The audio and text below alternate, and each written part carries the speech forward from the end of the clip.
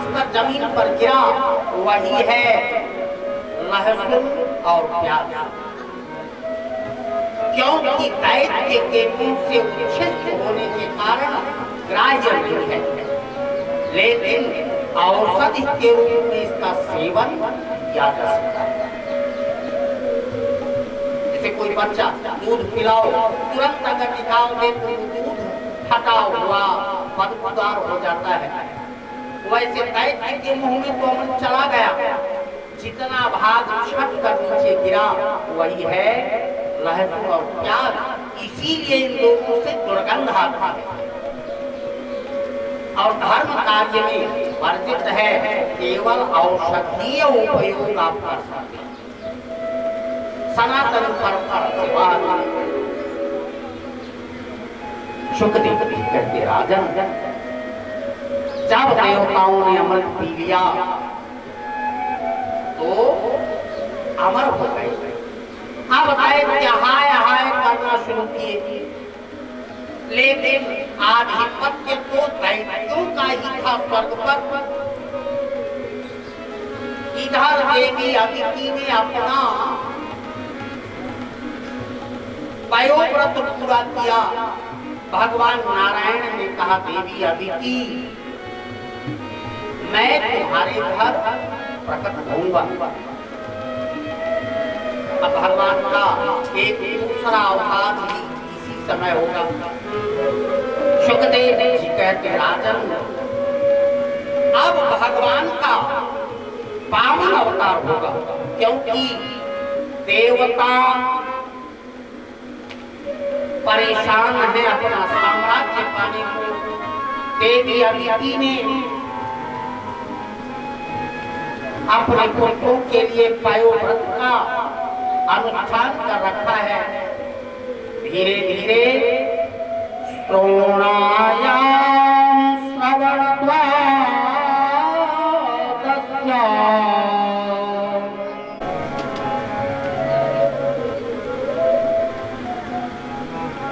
श्रावण का महीना आया। द्वादशी तिथि आई। दिन के ठीक 12 बजे आदित्य के घर अभिजित मुहूर्त में भगवान वामन का अवतार हुआ। बोलिए वामन भगवान की जय। जैसे ही वामन भगवान प्रकट भये, सारे देवता दौड़े दौड़े आए भगवान की सेवा में। शुकदेव कहते राजा, वामन भगवान वामन अंगुल के छोटे से छोटे छोटे पांव, कंधु ग्रीवा, शुक नासिका, बिंबा फल जैसे होठ, अति सुंदर स्वरूप।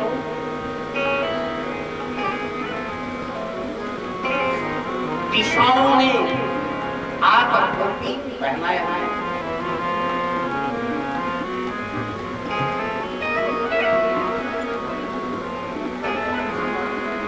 माताओं ने आकर पहना दिया।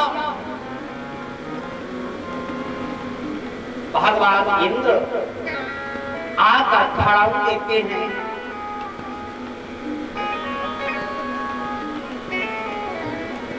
सभी देवताओं ने अपनी ओर से भिक्षा पात्र प्रदान किया। देवी अन्नपूर्णा स्वयं उपस्थित होकर उसमें भिक्षा डालती है। देव गुरु बृहस्पति उपस्थित हुए, जो नाराज होकर चले गए थे, भगवान के जन्म के बाद लौट कर आए और उन्होंने भगवान का उपनयन संस्कार कराया। उपनयन संस्कार एक बहुत बड़ा संस्कार है, जब जनेऊ पहनाया जाता है। और आपने देखा भी होगा कि जब उपनयन संस्कार होता है, जो भिक्षा बटुक प्राप्त करता है वो अपने गुरु को अर्पित करता है।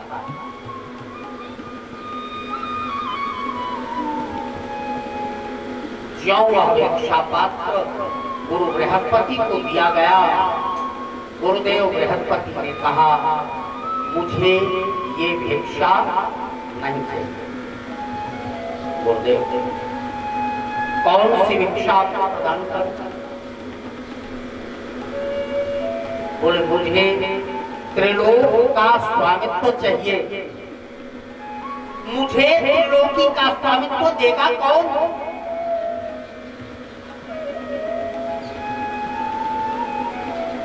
बृहस्पति बताया इस समय त्रिलोकी का स्वामित्व दैत्य राज बलि के पास। कहाँ होंगे? नर्मदा तट पर यज्ञ कर रहे होंगे। अच्छा,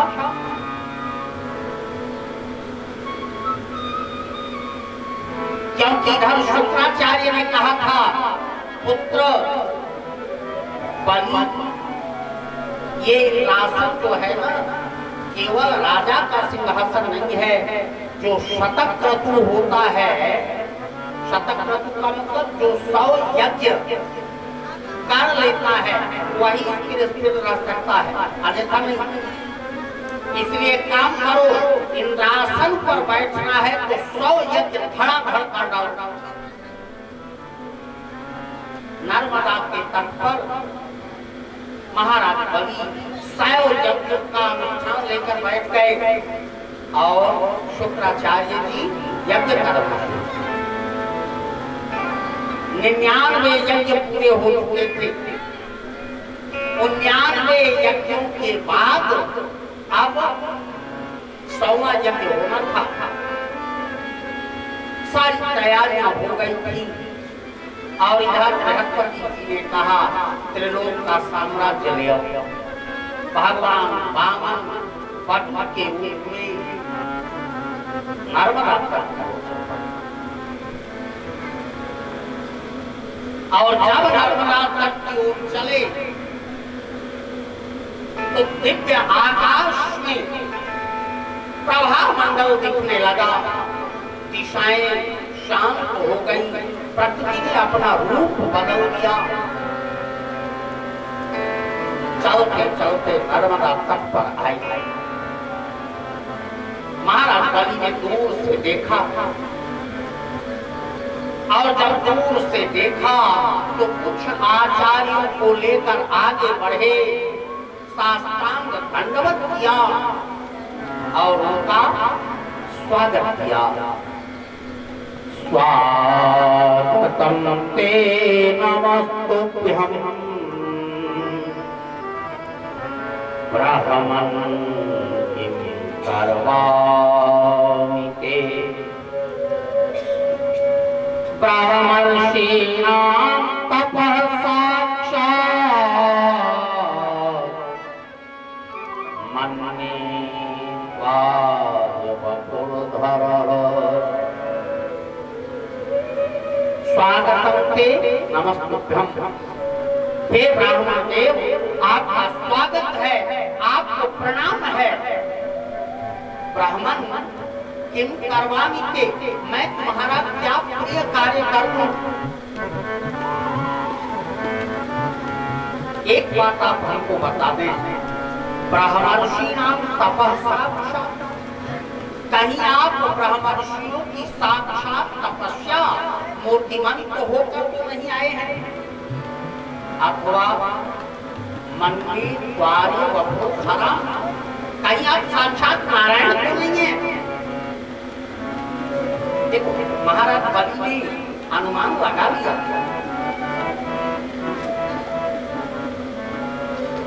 भगवान वटु ने कहा कि नहीं,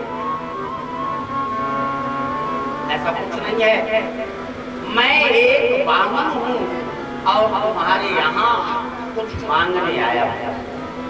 राजा मांगना इसलिए चाहता हूँ कि जब मैं कभी तपस्या करने बैठता हूँ तो जिनका स्थान होता है वो कहते हैं यहाँ से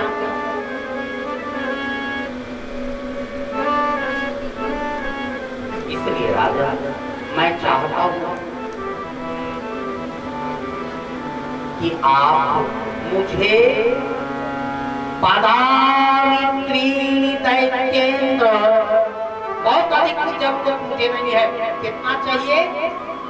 पदानि त्रीणि, 3 पग भूमि चाहिए बस। अट्टहासगर्हसा महाराज बलि, उसने कहा पारस्त्वं पारस्मतिः, जैसे आप छोटे से हो ना, आपकी मति भी छोटी। अब समझ में नहीं आ रहा महाराज, आप त्रिलोक के स्वामी दैत्यराज बलि के सामने खड़े हैं। अरे एक बार जिसने हाथ ऐसे किया, पूरे जीवन तक उसे कुछ मांगने की आवश्यकता नहीं पड़ी, और आप 3 पग भूमि हमसे मांगते हो, वह भी मामा आपके पग से।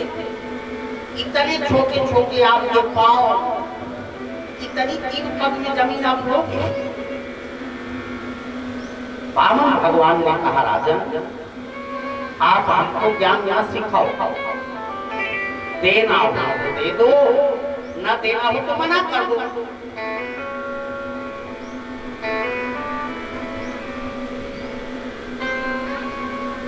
महाराज बलि ने खजाने की चाबी देखी और हाथ जोड़कर बोले, महाराज आपको ये छोटी सी 3 पग भूमि देने में मुझे लज्जा आती है। एक काम करो आप, कांचनम गुणवदधाम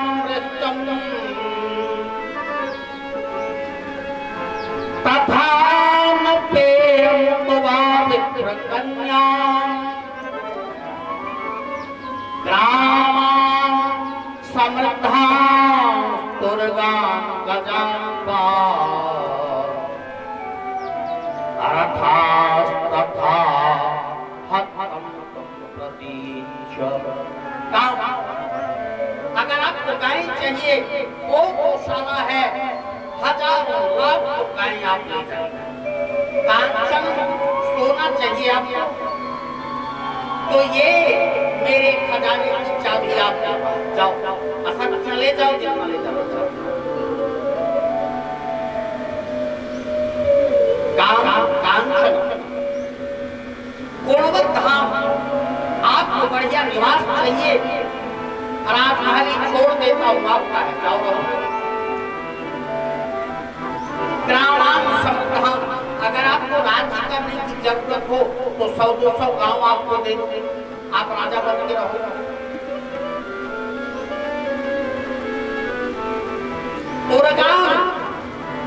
घोड़े आपको चाहिए, घोड़शाला में जाओ, सारे घोड़े ले जाओ।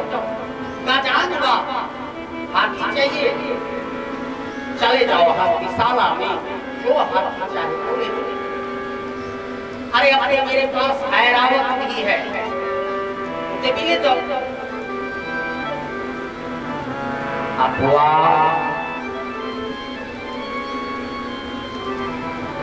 विप्र कन्या फंसाया।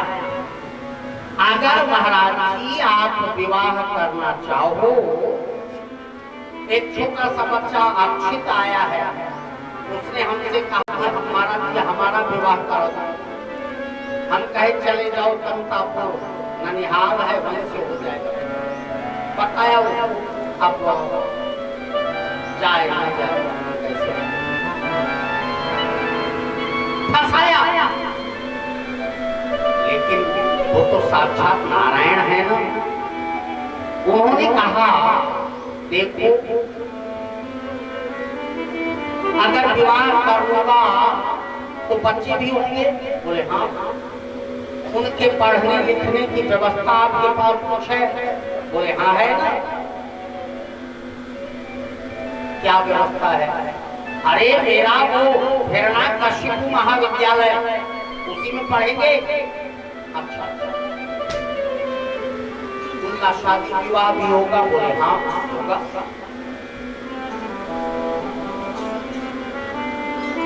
फिर उन्होंने कहा ये बताओ महाराज अगर 150 बेटे होंगे तो कोई मरेगा भी? बोले हाँ।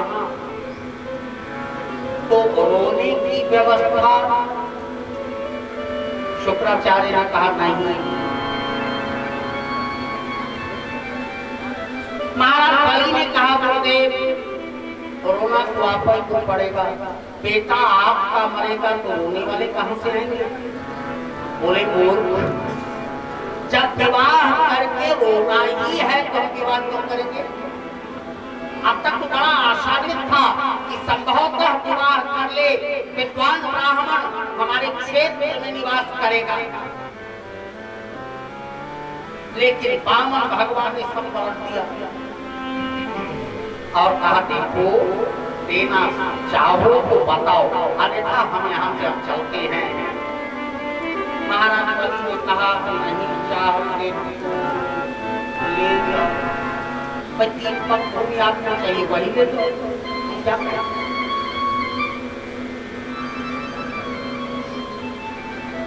अच्छा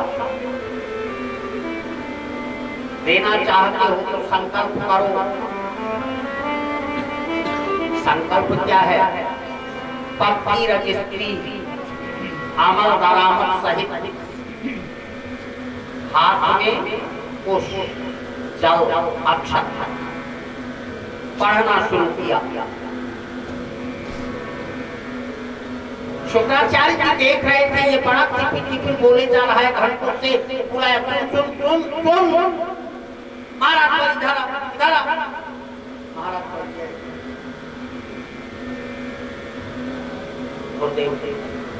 ये कौन है?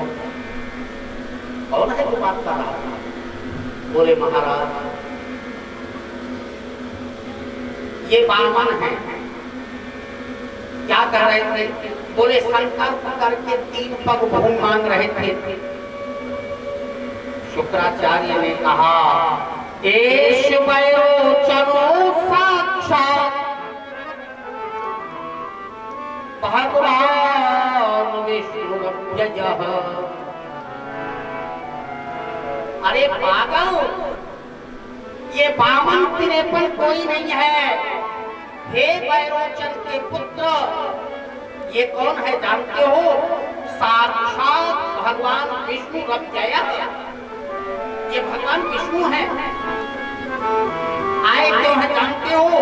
देवानाम कार्य साधक, देवताओं के कार्य साधन के लिए आए हैं। पागल मत बन।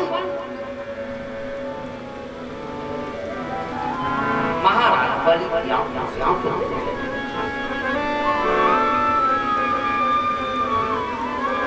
महाराज बलि ने कहा गुरुदेव आज मैं कितना बड़भागी हूं, त्रिलोक का स्वामी आज मेरे सामने हाथ फैलाए खड़ा है और तुम्हारे शिष्य की इतनी हैसियत कि वो उसके हाथ पर कुछ रख दे और आप कहते हो कि मैं ऐसा न करूं।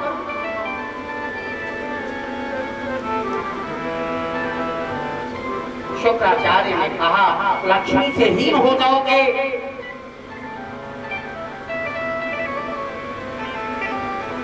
हरे शिष्य धनु शोक नहरै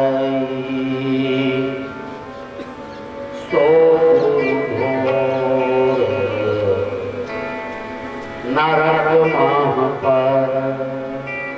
शुक्राचार्य तो इस विचार में थे कि मैंने 100 करोड़ यज्ञ कराए हैं, मेरे शिष्य का सर्वनाश हो जाएगा।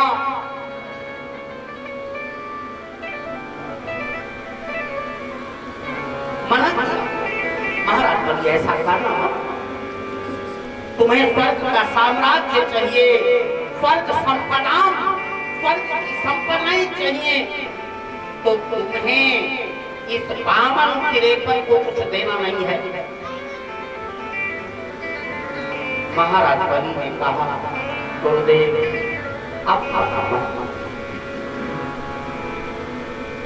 क्योंकि भगवान ने पहले ही कह दिया है तो दैत्य, लेकिन भगवान का सामीप्य पाने के कारण, भगवान के सामने होने के कारण उसकी आत्मा एकदम पवित्र हो चुकी है, बुद्धि विमल हो चुकी है। भगवान ने कहा है ना, सन्मुख होया जीव मोहि जाबहि, जन्म कोटि अघ नासै तबहि। सन्मुख हो, साक्षात नारायण के सामने खड़ा है।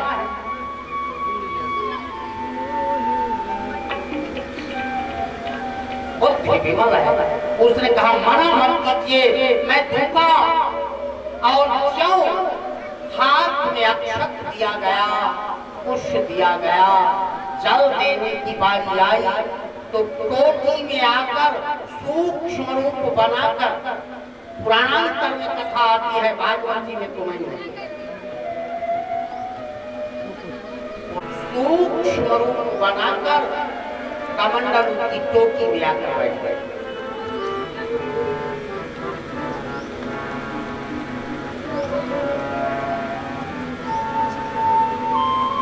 चल ही